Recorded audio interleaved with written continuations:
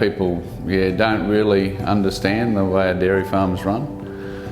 And when you explain it to them, they're really enlightened with what happens in a day-to-day routine. So and they said, "Why do you do that to yourself?"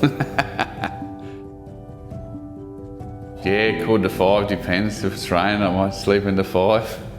Come up to the dairy, set up, and go and get the cows and come in and milk.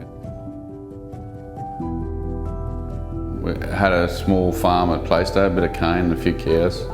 I worked at MEB for 20 years, and I just wanted to be a full-time farmer basically, and I was reading the meters up here one day, and it was quite affordable to pay a debt off and have we brought 5 kids up, and I wanted them to have the sort of same experience as what I did.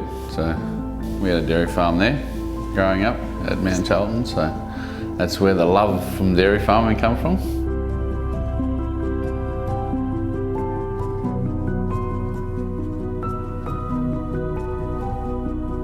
Well, the first 5 years, it was fairly good. It was reasonably good money. The seasons were quite good. They started cutting our contracts because they weren't making money. They were dictating to the processors how much they wanted a bottle of milk for. And they can't cut too many costs, so they just forced it onto the farmers. We were dying a slow death, so every year we were going backwards, and I come up with this idea of doing some crowdfunding because we had basically no money left to build and pasteurise our own milk. We had some really good people that donated quite a bit of money, but a lot of people donated time and helping me, like Tandy Concrete. People helped me build it, and I'd sourced some of the machinery from a bloke up Dalrymple, and he was going to do his own processing 15 years ago.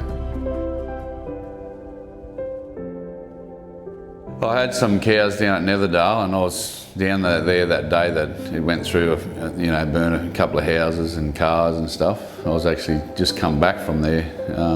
I was getting a load of cane silage. But it was probably the inconvenience, I suppose, trying to get me milk up and down and getting supplies. The amount of things we've gone through, I think we've had 4 cyclones since I've been here, and the fires, and then the rain slipped too, and one of the big floods, and the community seem to get behind you. They help out, they ring you up and say, "Oh, how you going? You need anything?" Or especially up here at Youngber's, quite good.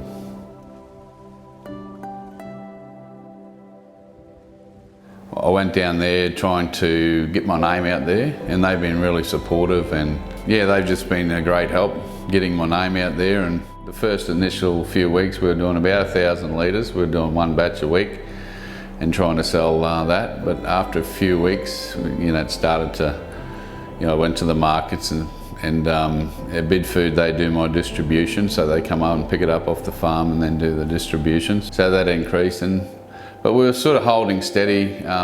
We were doing around about 1,000 bottles a week, I suppose, 1,200. But now, especially since we've had the production and we've got to more areas, they take all my milk, so 5,000 litres a week, 4 to 5,000, depends on how much I'm producing. They take every drop.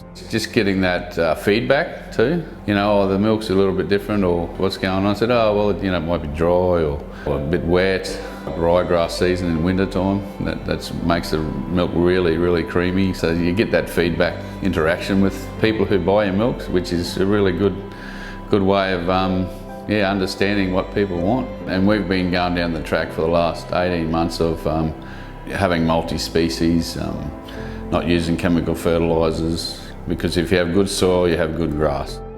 Since COVID-19, people seem to come to the markets more on a Wednesday. I think it's because it's open, fresh air, and there's a bit of produce there, and it's just doubled, the amount of people are coming and buying products. So, love to do cheese and have a cheese factory, so that's my next step.